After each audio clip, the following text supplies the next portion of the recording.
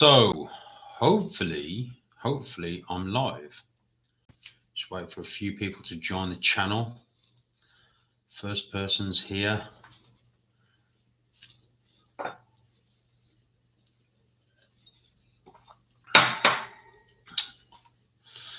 Second person's here. We've got 7 in the room. How's it going, everyone? And it's climbing. Here we go. So good evening, good morning, good afternoon, wherever you are, all over the world. Thanks for joining in, guys. Thanks for joining our chat. Just let me know if you can hear me, guys. Can you hear me okay? A little bit of a delay. Evening, how's it going? Adam and TA Exotics, Nathan's here. Guys, just let me know if you can hear me. Yes, awesome. Good evening, Tyke. Awesome. Great. How's it going, everyone? Wow, loads of people joining in. So, clear my throat.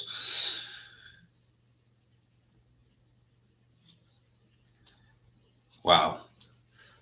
Loud and clear. Awesome. Right. I want to talk tonight. Tonight's topic is going to be about IDing combos or the sale of a combo. I get constant messages and pictures sent to me about, does this look like the animal that I've brought? And all I can really say to you guys is you should really trust the breeder that you're buying it off. And there's nothing wrong in really getting a second opinion. There's nothing wrong in that whatsoever. But for me, what I find is if I'm buying from a reputable breeder, it's a very high chance that that combo is going to be what it's sold to me as.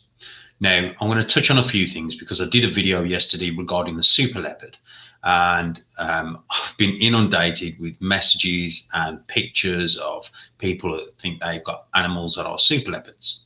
So I'm going to go into a little bit more detail.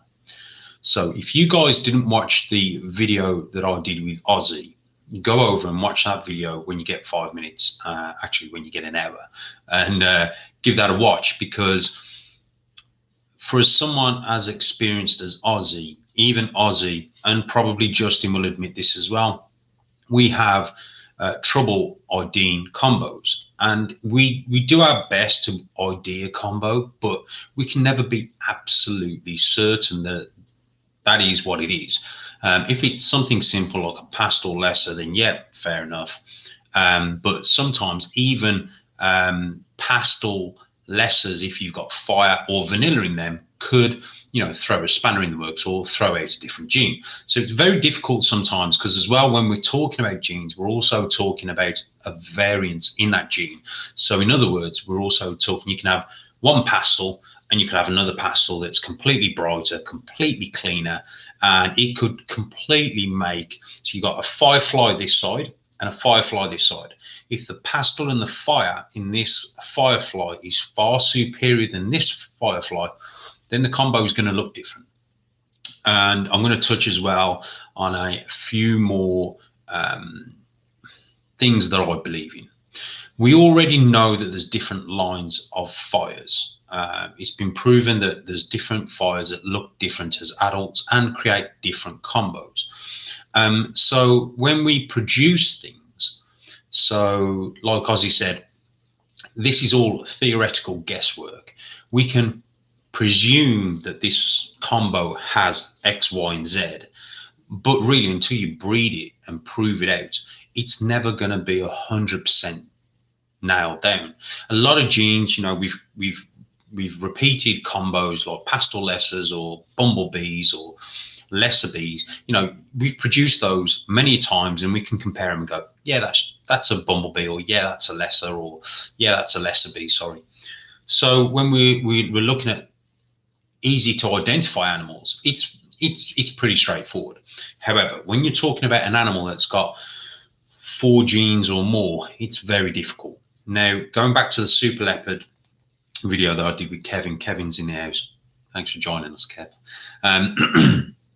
Uh, what we did with Kev, so we basically looked at all the animals that Kevin has produced over the years, and the pairing on that was a pastel leopard super stripe. Let me get this right, Kev.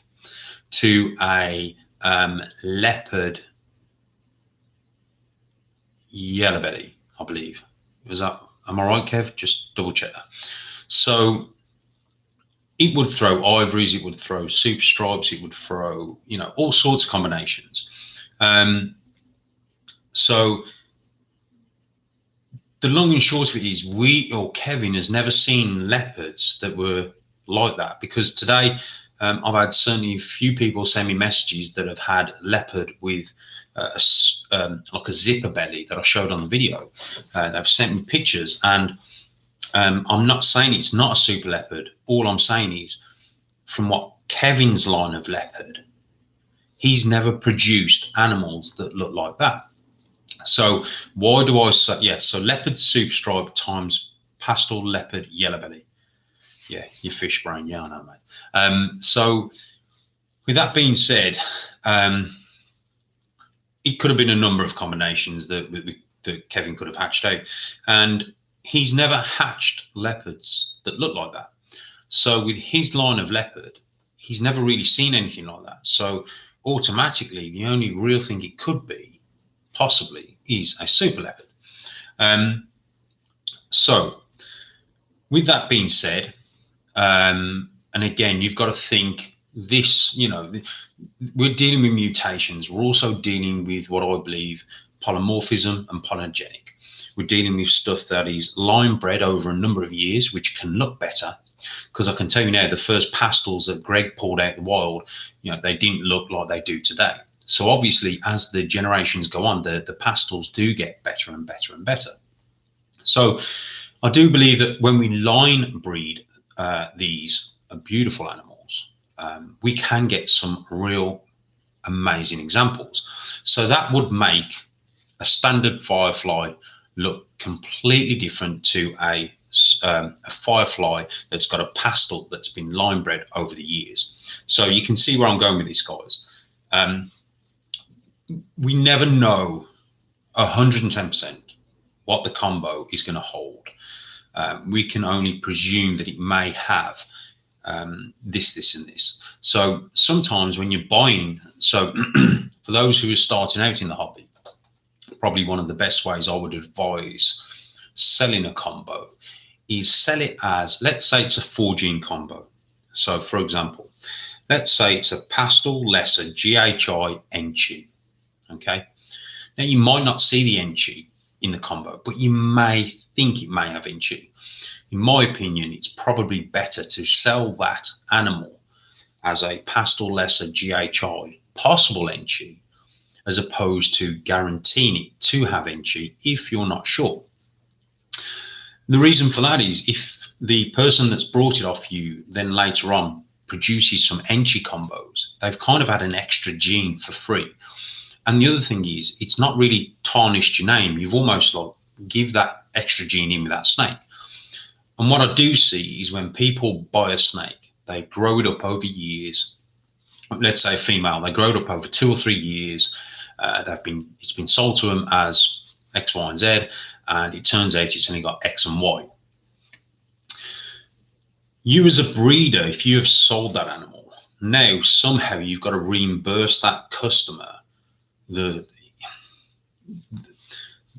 gene, or you've got to kind of work something out so that customer now becomes happy that you've kind of sold them an animal that quite didn't have that gene.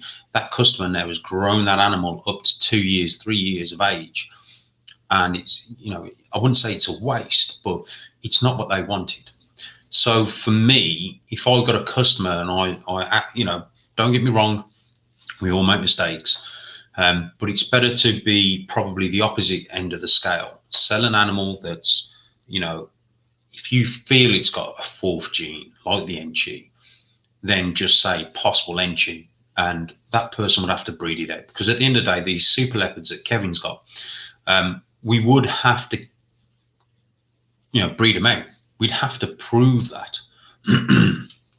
So the other thing I've noticed as well, going back to the leopard gene, is I've noticed there's a lot of variations. Now, some of Kevin's leopards look different to my leopards.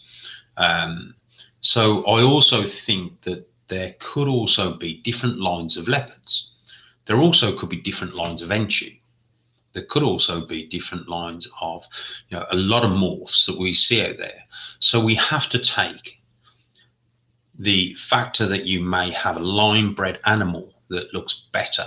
You may have a different looking leopard than someone else. You may have a different looking Enchi than someone else.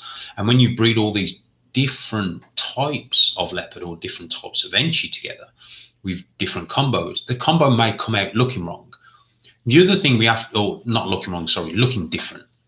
The other thing we have to take into consideration is when we're trying to ID these animals, that the source of where we're getting the original reference from, possibly wilder ball pythons, may also be wrong. And again, a lot of these pictures of these animals were put up when they were first hit. So when someone first hit the bumblebee, that's what you saw, a picture of a bumblebee. Now, it could have been over the years, with it being line bred, it could look completely different and look a lot better. So we, again, where we get the information from, we have to sort of take with a pinch of salt and, again, put all the information together and try and go, right, I've took bits and pieces from everywhere and this is what I've come up with.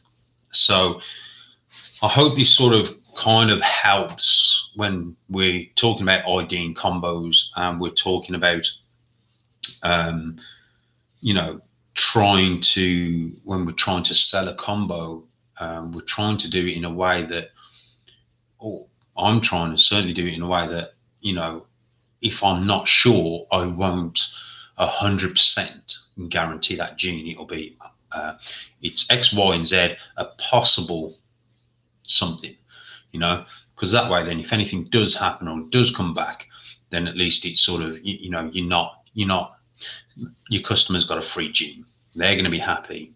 You're going to be happy because you haven't got to reimburse them or substitute another animal for them. I hope this sort of clears up the super leopard thing, because again, it's all about proving stuff out.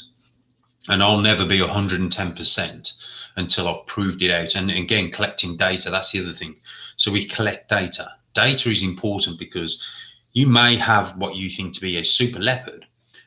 You breed that to a female, and all the combos in that clutch come out with leopard. Now, Kevin pointed out today on the phone an interesting fact. He feels that the leopard gene has stronger swimmers, if you get my point. So that could also be a factor, But let's say you bred that leopard that you believe to be a super leopard to a normal female, and you just hit all leopard combos.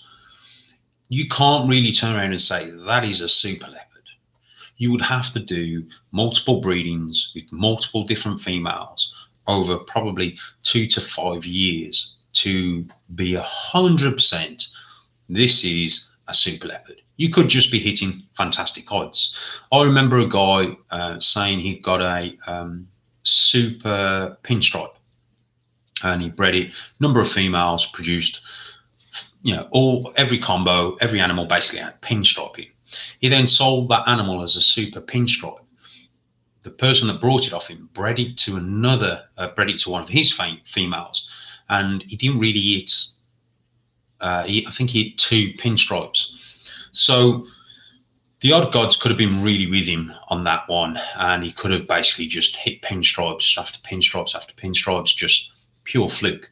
So it's always worth just bearing that in mind. Like I said, there's nothing conclusive with these genes and the mutations that we're working with. It's just purely, how could I say, not guesswork, but we theorize, we theorize. So I just wanted to clear that up, because a lot of people have been messaging me, asking me about certain combos. Do you think this has got that in it? You know, do you think I've got a super leopard because of this zipper belly? Or, you know, there's a number of things we look at when we're looking at those leopards being super leopards. We're not looking at just a zipper belly. We're not looking at just the yellowration or the orange on the belly. We're looking at the pattern. We're looking at the colors. We're looking at the richness. We're looking at everything that could indicate that could be a super leopard. And also, Kevin has never hatched any leopards like that before. And I, like I said in the video, I had a leopard yellow belly off Kevin, and the one we looked at in the video looked nothing like the one I have. Equally as nice, just the one in the video was just more amplified, more darks, more golds. The belly was more crazy. The zipper belly was crazy. It was just completely different. So we don't just go, oh yeah, this is a super leopard. We've looked at various different combinations that he's produced over the years, and we've also looked at the exact same animal from different clutches, and they're just night and day. So it's all about proving. Like I said, we theorised that these are super leopards. We're going to breed them, or Kev's going to breed them. We're going to see what happens. So I hope this helps.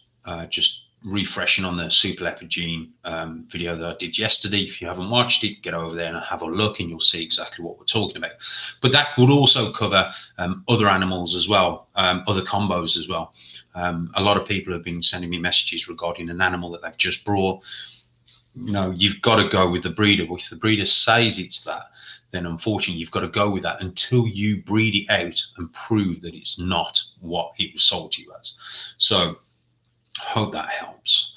Okay, the one thing I'm going to do, I'm going to open up the chat board to a few questions. So first of all, I just want to, we've got 48 people in the chat room, so I just want to quickly run over things, say hello to a few people. Wow, where do I start? Let's see where we are. Right. SPR Pythons, how you doing? Obviously, we've got Adam from TA Exotics. Great to have you back, Adam. I knew it was clickbait all along, mate. You know, I knew you weren't really going. You just love us too much. That's why you weren't going, mate. It's clickbait. I'm only joking. But it's great to have you back. We got an Eric in the house, so let's just have a quick look. We got obviously Kevin's here. Darren Malone, how's it going? Mick Caesar, TJ Noob, Family Jewels, Dan Beck, loads of people. Who else we got? DNS Pythons, how you doing? Great to have you here. Who else we got? We got Excite Ball Pythons. How's it going, Michael? Good to see you. DS Balls and Exotics. We've got, right.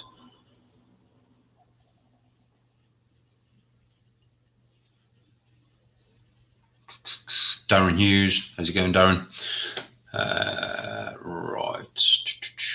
Right. Okay, let's get some questions. My animal house, they're in the house. So I have a male around 1,500 grams. So it's producing sperm plugs. Should I continue to try and breed him? So I have a male that is around, the question is, I have a male that is around about 1,500 grams and he's still not producing sperm plugs. Should I continue to try and breed him? First of all, check the sex. Make sure it is a male and not a female. Most males, and I'll be brutally honest, produce sperm plugs from as little as 500 grams.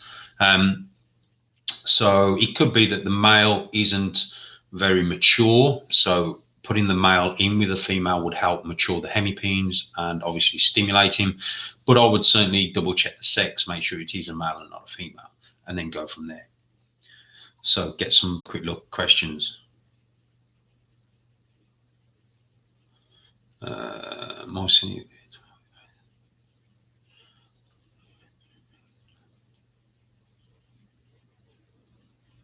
So my cinnamon, I presume it's cinnamon because it's cinny, appeared to ovulate, shed 3 weeks later, now she doesn't look as thick and seems to be a bit floppy.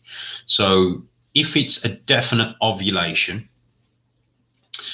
you normally have, after the ovulation, it's normally 21 days there or thereabouts that they tend to shed out. So keeping track of your records is important. An ovulation, I have had people mistake ovulations for builds, but when a female is building, it can look like an ovulation. The build is more at the upper end of the middle of the females. The ovulation is more down towards the lower third of the tail. So just obviously, it may not have been an ovulation. It could have been just a build. You'll know an ovulation because you'll see what looks to be a massive sort of like American football in the stomach. It's massive. You can't miss it. But it could just be that it wasn't an ovulation. It was just a build. However, keep track on the sheds. Sometimes when a female does ovulate, shed out, they tend to look like they do go a bit thin and a bit sloppy, and then they end up laying a clutch of eggs. It just depends on the female. So obviously, just double check your records. Like I said, compare ovulations with other ovulations that you've probably seen online, and let's hope that it was an ovulation, or it could have been just a build. One of the simplest things to do is try and put a male in there and see if the male will mate, or whether the female would let the male mate. 9 times out of 10, when a female's done, when she's past the ovulation stage, she will not let that male breed with her. So there's something else you can try. Okay, let's have a quick look. DS Balls. Name is Dylan, by the way. How's it going, Dylan? Wow. Okay. Could you talk about how you got established as a breeder within the community and how you got your brand out there advertising and the main thing, YouTube and Instagram? Very simple. The whole balls to you came as a little bit of not a joke, a tongue in cheek, as in a 2 fingers up to a few people that I asked and reached out for help in the beginning. And they didn't reply back. However, the minute I sent them an email asking them what they'd got for sale, they certainly sent me a for sales list. So my whole concept was, with the balls to you culture, was to try and help as many people as possible. And for me, it's all about helping people. So I basically did my YouTube I noticed there wasn't many UK people doing YouTube stuff regarding the snakes, and we were a bit behind. I mean, if you look at the American YouTube, it's crazy. They do YouTube everything, and in the UK we were very much behind. So for me, it was more about documenting my journey so other people could learn from it. And then what I realized was so many people were benefiting from the channel that it just became what it is today, which is kind of like, I like to think it's a bit of a go-to channel where people can go and get information. If they're struggling, I try and post everything that I go through regarding the snakes, so that people can see that it's not always glamour and glitz and the good life. You do have its ups and downs. So that's why I did the YouTube channel. Instagram was just to reach out and connect with different people on a different platform. But they've certainly served me very well, and I'm really grateful for everyone that support me on the YouTube and the Instagram. Your support really does mean a lot to me, and that's why I do the channel, because if we can all come to one place or to a particular place to get information, then if I can help just one person a day or one person a week or one person a month, that's good enough for me. So there we go. So yeah, so hope that answers that question. Okay, so let me just see. Did you look at JKR Super Leopard? Yes, I did look at Justin's Super Leopard video. I noticed that a couple of years back. Justin is someone that I look up to, and Ozzy and Mark Mendek, and I always look to them for reference. Justin, I believe, nailed it on the head. And Mark has had Super Leopards, and I believe, don't hold me to this, but I think Ozzy's got a Super Leopard as well. But when we're talking about different genetics, when we're talking about different lines, let's say, of leopards, and again, this is all information, this is all theoretical information. It can throw a curveball. So Justin's leopards may look different to Kevin's leopards, and Kevin's leopards I know look different to my leopards. So it could well be that, you know, the super leopard that I believe Justin's got or has sold and this, that, and the other, I believe he's bang on. I think he's sort of found the markers within his leopard line, and I believe Kevin has possibly found the super leopard markers within his line of leopard. Again, breeding trials will tell us, but we'll see. But you know, like I said, it's all information. That this is what it possibly is, and moving on from there, I'm just going to find another question. Could you touch on the super Enchi Cine ball python possibly being a lilac?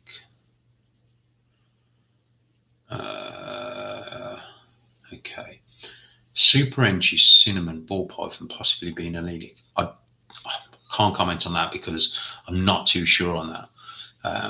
So yeah, one thing I will be interesting to see if it is a lilac, and that would be the acid and the leopard combo.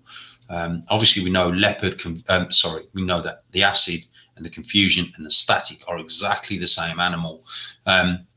But the one thing I like about the acid is you can stack it on top of leopard and you can get a real funky looking combo. So what would be very interesting is seeing if you had a acid leopard or a leopard acid and you bred it to, let's say, a normal, and 50% of the clutch came out acid and 50% came out normal. I think that'll be interesting to see what happens. Let's see what else we got.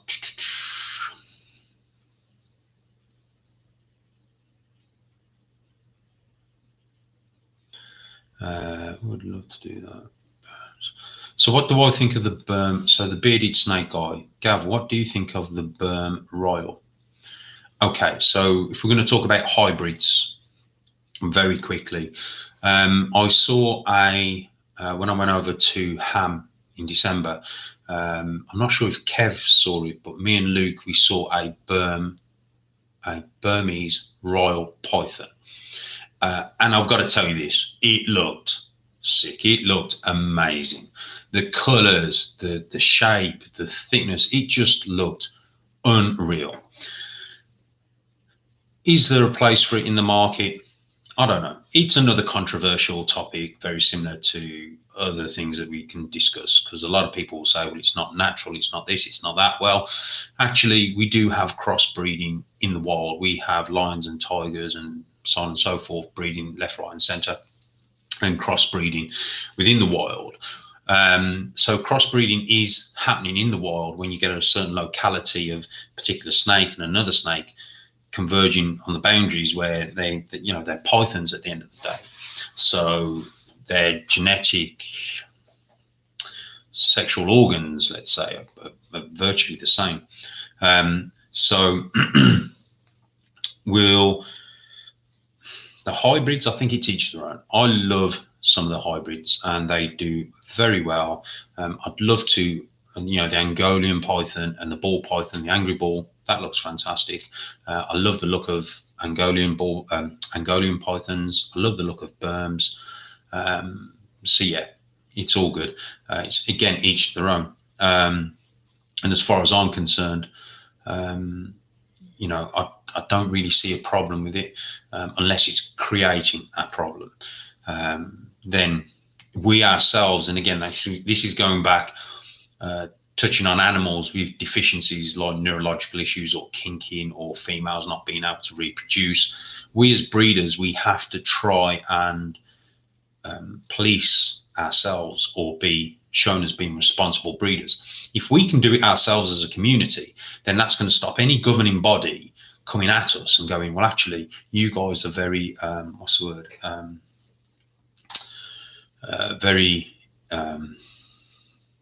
when we're not, God, my head's gone. You're very irresponsible, that's the word, irresponsible breeders, and we need to govern these people. So the one thing I always say to everyone, just be mindful, when you're posting things, especially like live feeding videos, people in the UK, there's a lot of people out there, well, in any country, you want to try and shut us down. If we start posting live feeding videos, it's not going to look good for the community. There are people out there, and again, this is my thoughts. It's not something that I'm destroying people at, but this is something that we need to think about the community as a whole, instead of just being you out there showing people your snakes feeding live. Some of it is interesting when you watch it on TV and you see the venomous snakes, how the venom works in a rodent. That's more educational than glorified sort of feeding. So if we can be more, more responsible and think before we do things, I think that will help our community just get stronger and stronger and stronger. So, Bordash Jigger, oh God, whoever you are, whatever. Let's just remove you and report you.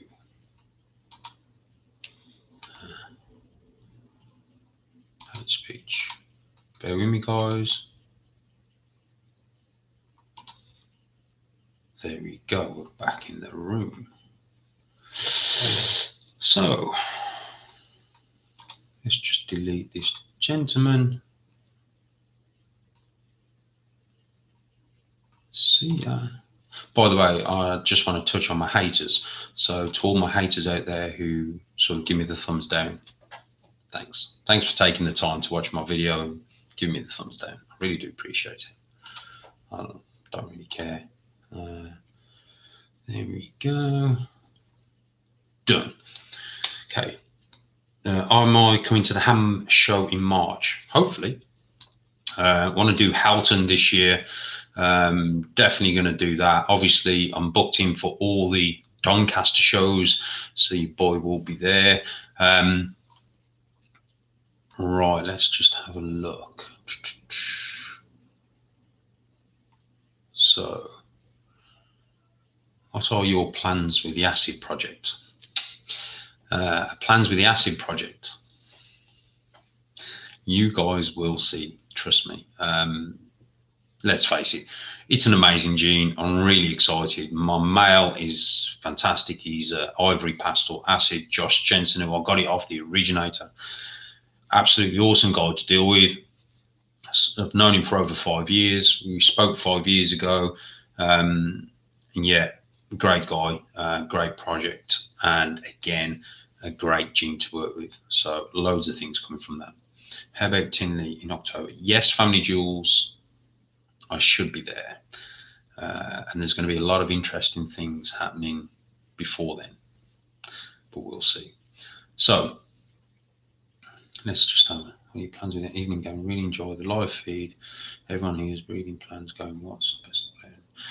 So Mutant Morphs has asked me, what's your best pairing up to now? What's your best pairing up to now? I presume you mean this season. This season, I'm really looking forward to producing some Cypress combos, and I'm really looking forward to seeing what Hellboy produces with the females that I put him with.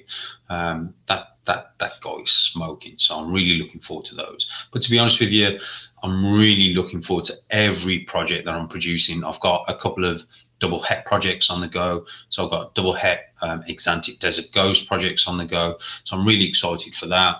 So yeah, we've got another double het project, which I can't say too much about, but you guys will see. Okay, what else have we got? Majestic Serpents, what are you going to do with your retic you won that AEP keeps for you? I don't know. Miguel, I spoke to Miguel the other day and we were talking and we were laughing and joking because that retic, when I won him at the auction, Miguel just said, just buy him, Gav, just buy him. So I was like, yeah, let's just buy him. Money went to a good cause. However, I was a few beers in on that auction. And so Miguel now tells me, I mean, he was a sweetheart when I had him and I was handling him at the table. He was an absolute sweetheart. unfortunately, apparently, Miguel tells me he's turned into a vicious whatsoever. He's turned quite sort of nasty and horrible, and keeps going for him. So I found that quite funny. But who knows what's going to happen with him? I know he's been looked after very well. Miguel's a great guy, great in person, and his family are absolutely amazing. So great people. Whether they leave DC Lee, I agree. Whether they leave a like or a dislike on your videos, they're still giving you the credit and keeps. Listen, at the end of the day, you can't please everyone, and I don't really care as long as I help at least one person. That's all that bothers. All that matters to me. This is why I do it. People will tell you when they come and see me at the show, or I see people. I'll stand and talk to them. I'll try and give them as much time as possible. But for me, it's all about sort of, helping our community grow and grow in a positive light. So on the real, Gavin, thanks for doing what you do. I learned so much from you watching your tips. I'm glad I could help, mate. Glad I can help. What do I think about the sunset gene? The sunset gene, obviously, it's a recessive gene. I think it's very powerful with the colours and the pattern. So it's a very overpowering gene, very similar to the monsoon gene. My concern is, like everything else, is what it can do and what.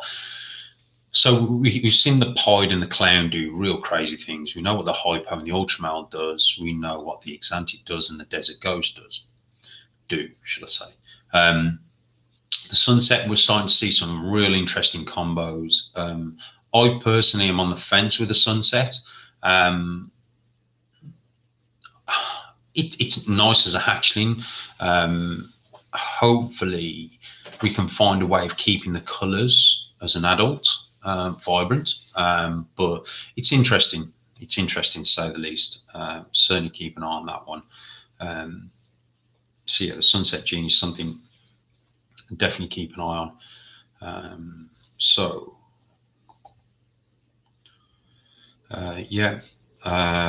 What is your sleeper gene?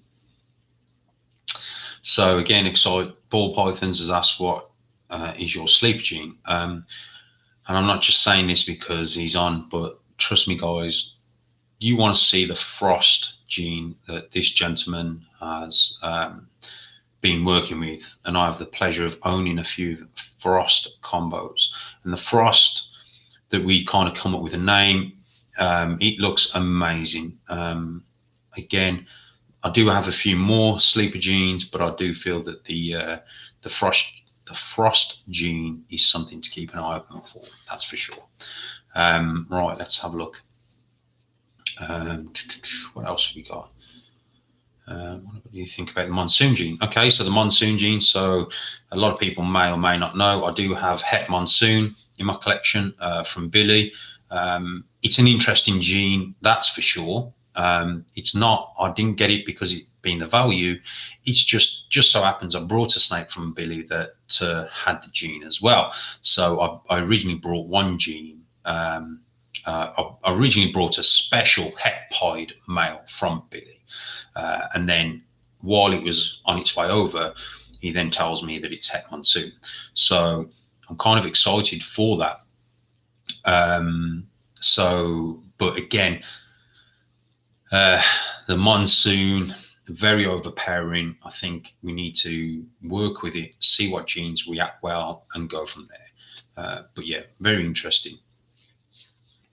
The bright gene. Yeah, so the bright gene, Majestic Serpents, the bright gene is the frost gene. So we had to change the name because there was already a bright gene out there. So we had to change that to the frost gene. But certainly I'm excited for the frost gene. Do you have the raven gene? No, because the raven gene, I do have chocolate. I believe, again, the raven is a chocolate. I already have chocolate. So the raven gene looks awesome. I love chocolate. I literally love chocolate. But yeah, the chocolate looks great. And so the raven is also a great looking animal as well.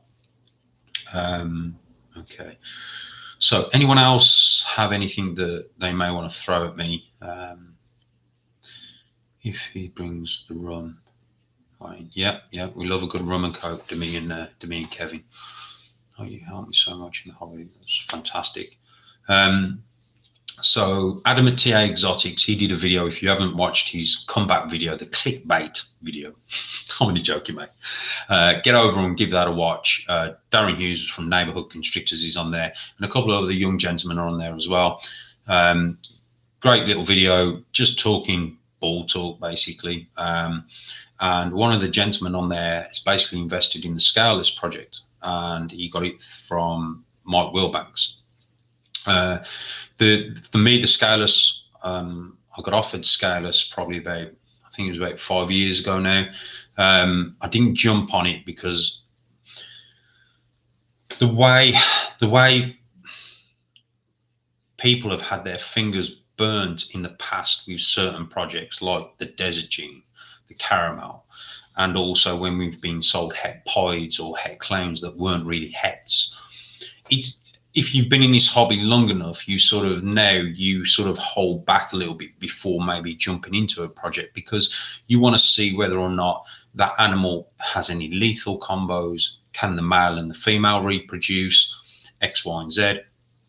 And certainly the more people that work with particular genes or particular, let's talk about the Scaleless head. If people working with it can prove out that it is okay and it is viable, that's fantastic. I raised a question to someone the other week, and they asked me my thoughts, and I think the Scaleless head version does create a beautiful looking animal. Again, similar to the hybrids, a fully scaleless snake, it's each to their own, each to their own. That's why there's that many morphs and what have you out there. The only thing that sort of really bothers me is, again, I've said this before and I'll say it again, and I think one of the young lads on Neighbours Constrictors, sorry, yes, Darren, you're right, Neighbours Constrictors, my bad. The young lad there brought up was, have we seen a female on eggs? And that's certainly something that I would like to see, because we've had females in other genes that have never really gone on to produce viable clutches, and the male was okay. And we're talking about the Desert, for example. The male was okay, but the actual female never went on to produce viable eggs. Now, visual caramels, apparently, I don't work with the gene, but this has come direct from Ozzy. Ozzy's told me this. He had the caramel females, and both sisters died within 2 weeks of about to produce eggs.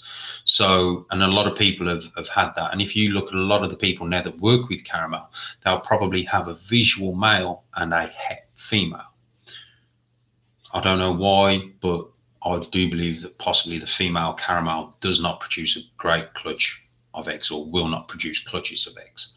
So when you look at that, by now we should have seen a scaleless female sitting on eggs, I believe, and we haven't.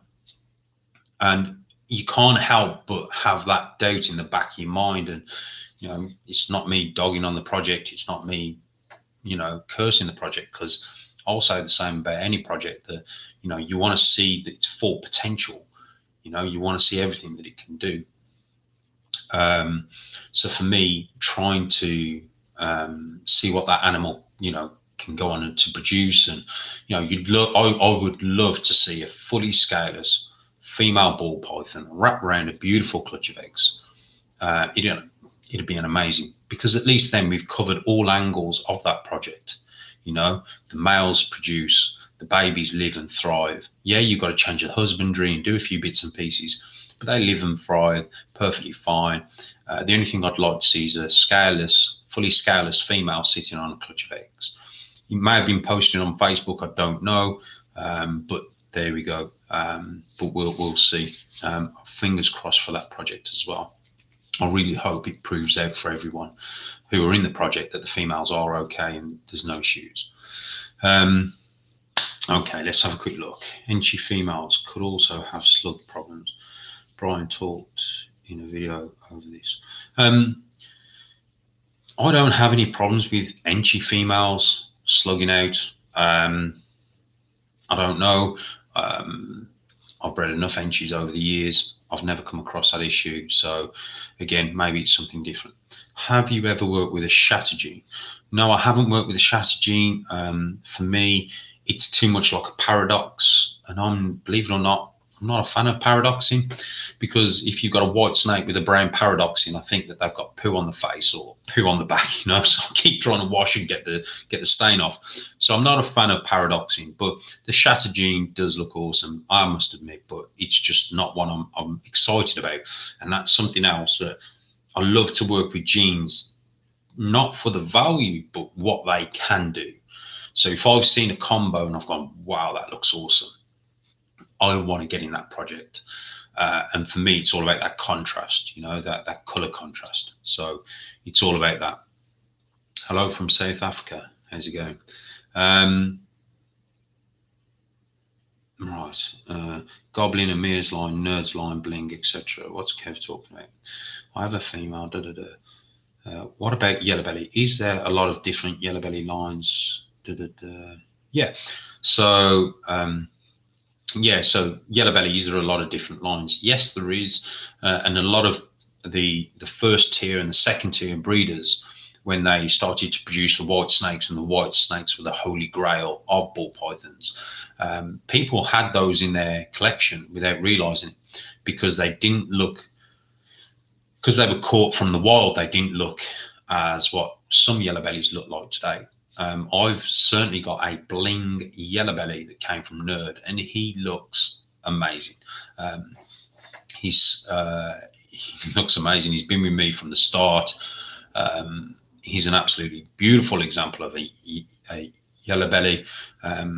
He's now retired. I did use him to make some yellow belly combos back in the day. He's now retired. He's sitting in a little tub, you know, like a king, but he's kind of retired now. But there are different lines, and you also get different types of looking yellow bellies because of that. And again, going back to what I said earlier, I believe that there is also different lines of a lot of mutations that we have.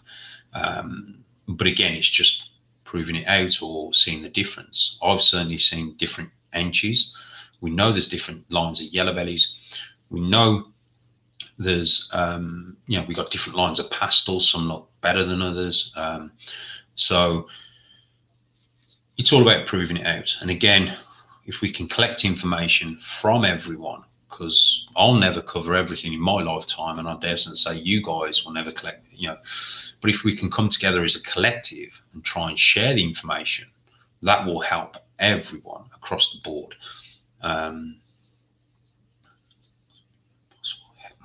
Okay. Hello, nice. Yes, how you doing? Most anticipated pied combo yet to be created, Gav. So for me, so this is from SPR Pythons, your most anticipated pied combo yet to be created, Gav. So I have a beautiful, what was sold to me from Nerd as a beautiful Orange Dream Firefly. However, we're talking about Nerd and Kevin. Kevin's a great guy. I've spoke to him a few times over the phone, but he's like the evil morph god. He creates combos with 10 plus genes in them, and he don't even know, what's in them. So it came to me as a Orange Dream Firefly. However, I know it's got pastel. I know it's got an Orange Dream in there. I'm not sure if it's got fire. I believe it's got yellow belly, not fire. And when I showed it Ozzy kind of said, possibly,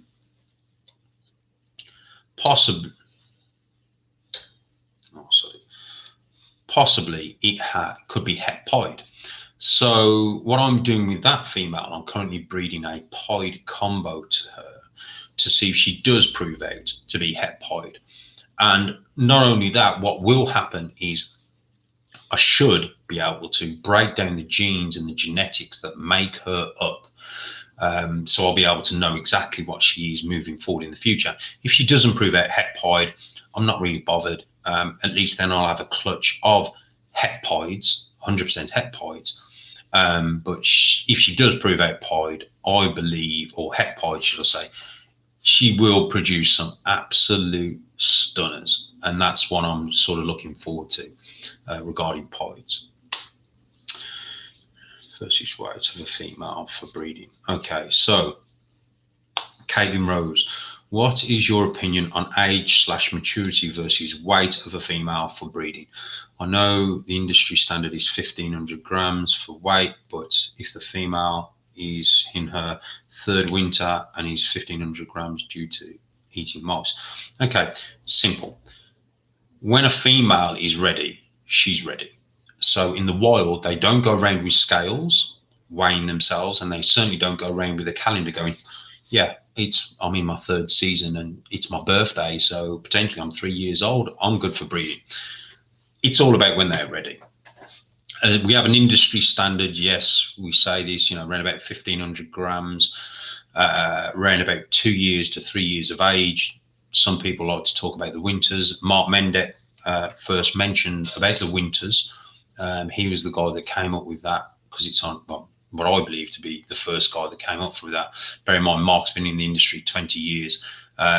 He came up with that on his website for many people to watch and look at. So I always give him credit for that. So I always look at, and again, I've bred a female that's been 3 years of age, and she's only been 1,100 grams. She was just a funny feeder. So she stopped feeding. She wouldn't feed. She was just a real slow feeder. She stopped feeding. So I was kind of like, right, okay, let's see what's going on. So I put a male in there. They locked, took him out, and straight away she started smashing the food. Now, she went all the way up to 1,800 grams. She then gave me a seven or eight egg clutch, all perfectly viable. She then, when I weighed her afterwards, she was back down to 1,100 grams. Now, that female has always been small, but she's always produced 7 or 8 eggs per clutch, and she's always been small. So I do believe, as again, going back to us being, what's the word? Us being like policed, if you say. We need to police ourselves, and we need to show a certain standard and a level of responsibility.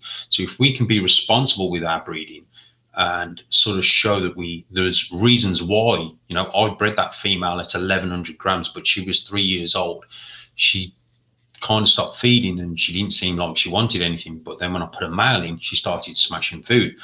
So I was responsible in the information that I took a look at. So I looked at her as a breeder, as a female. I then looked at her weight, and then I looked at her age, and I made a decision based on those 3 things to put a male in and see if I could get her feeding again. And sure enough, she did. And she went on to lay a perfectly healthy clutch of eggs. And that's how she's always been, year in, year out. She's just a small female. She doesn't get very big. And, she produces a good clutch of eggs for me every year. She's a good girl. So hope that answers the question. You've got to pay attention to the females.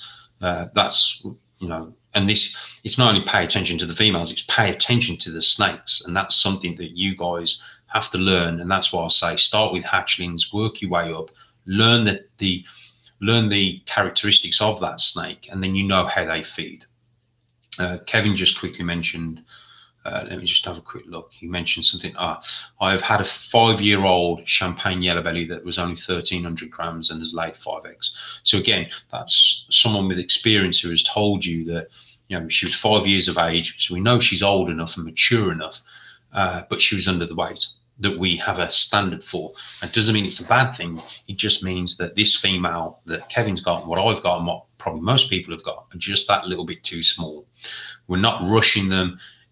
We're just working out like you said, the age, maturity versus weight on a female. We're just looking at the female as a whole and not just as a one-dimensional figure regarding weight or age. So hope that answers the question. What else we got? Yeah, some snakes just don't grow that big. Listen, I got asked a question the other day. Someone brought a pied female off someone who brought it off me. So he brought it, and then he kept it for a couple of years, and then he sold it on. And the lady or the gentleman contacted me and said, I believe this snake was yours. Is this fact? And I looked at the snake and said, yeah, that, and he was saying this snake is really big, really massive, could it be a genetical thing? Could she be a Voltral female or a Sub-Sahara female? And I explained that I have a Sugar, my first ball python. She's absolutely massive. She's crazy big. I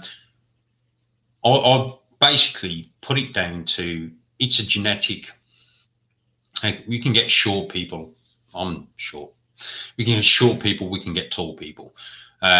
I do believe that some animals. I mean, she doesn't throw big babies all the times, but some of her babies have gone on to grow and get exceptionally big. And this particular pied female was the granddaughter of Sugar. So I bred a pied to her, produced het pieds, kept them back, and produced this particular pied female from Sugar and her offspring.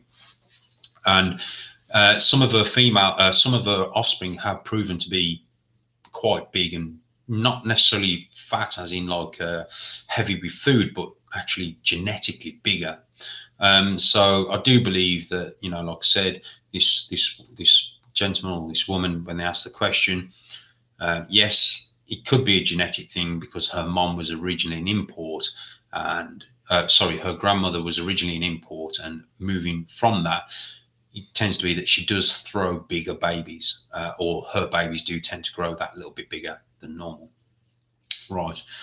I'm not going to keep you guys too much longer. We're on 56 minutes. So,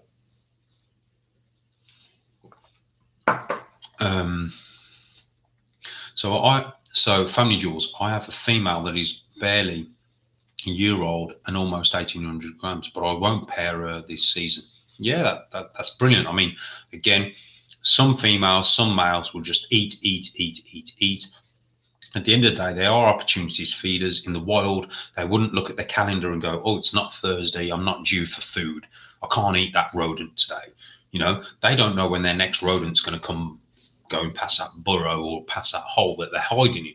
So they are opportunities feeders. And again, the other thing with ball pythons is regarding feeding is we tend to think the bigger the meal, the better.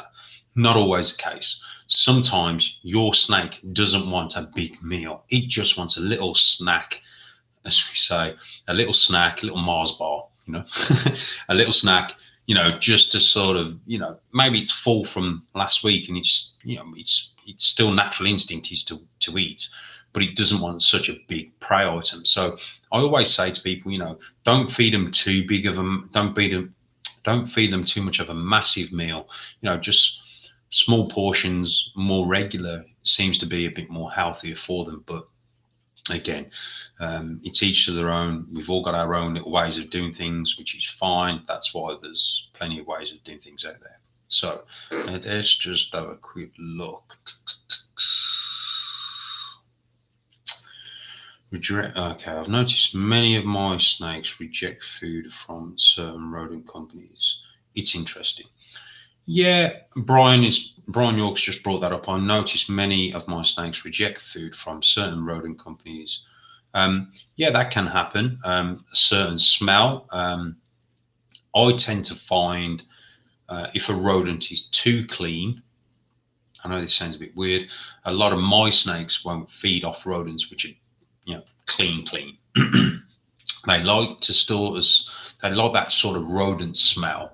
And that's why when I defrost my rodents, I put them in the room in the morning, and by the time I come to feed them, you see all the animals at the front of the tubs because they can smell the air and they can smell the rodents. So yeah, I do believe it can be sometimes that the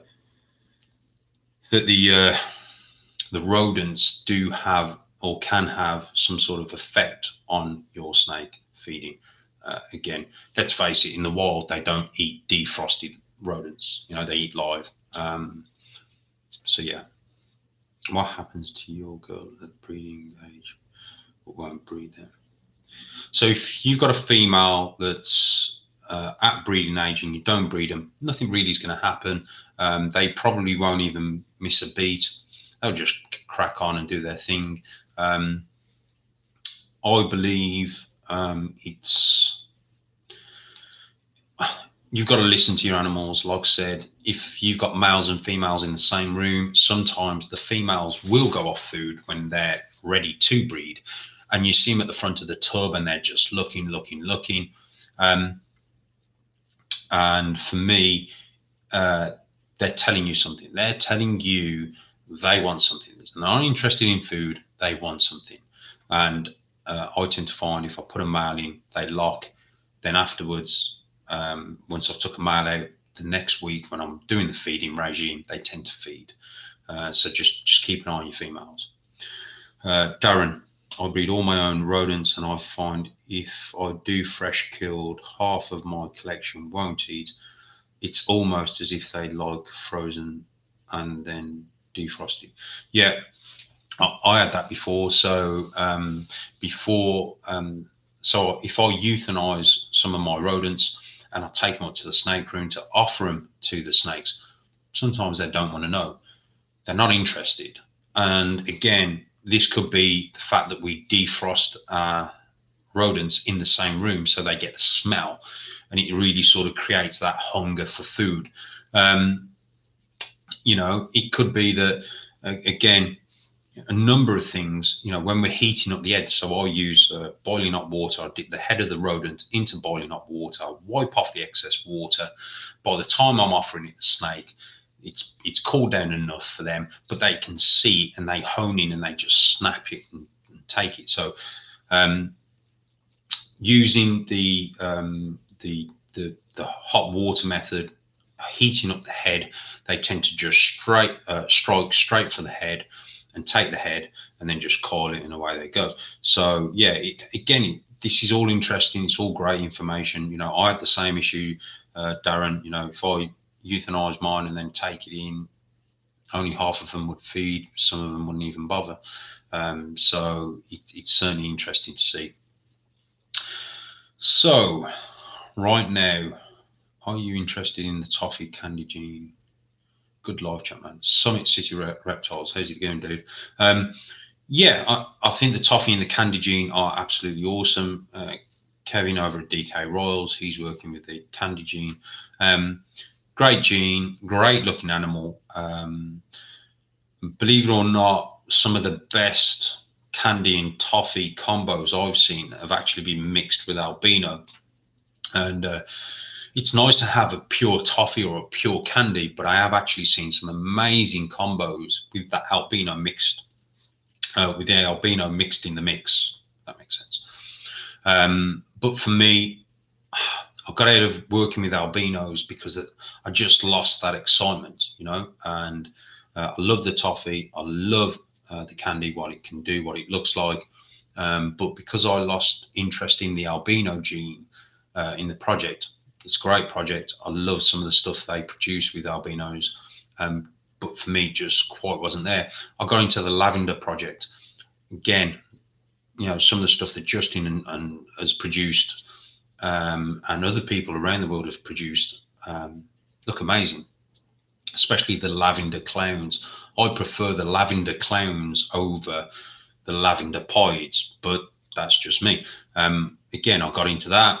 I didn't feel that excitement, so I just sold the project on and just continued with everything I was working with. So great questions, guys. I really do appreciate. There's 107 people in the room, 108 now watching.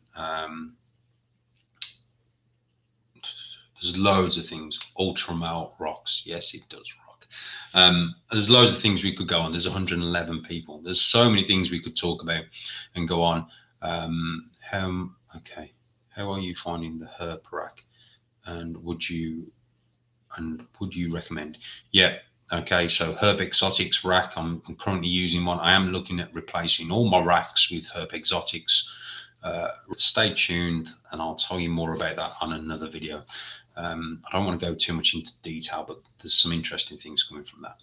So, right, guys, I'm going to wrap up now. Thanks again for tuning in. There's 116 people, and it's just amazing. I don't like to advertise on going live because if there's so many people, then you kind of, it gets overwhelming and I can't read your comments and this, that, and the other. So I just wanted to do a quick one and just put it out there. and just say, like, thanks for all your support, guys. Thanks for tuning in. I've put the question out and said, do you want to see more live chats? And people have said yes. But for now, I do need my beauty sleep because I am getting older. And I'm going to leave you guys to it. Thanks for tuning in, guys. I really do appreciate it. And yeah, love and respect you all. Take care, guys. And I'll see you all on the next one.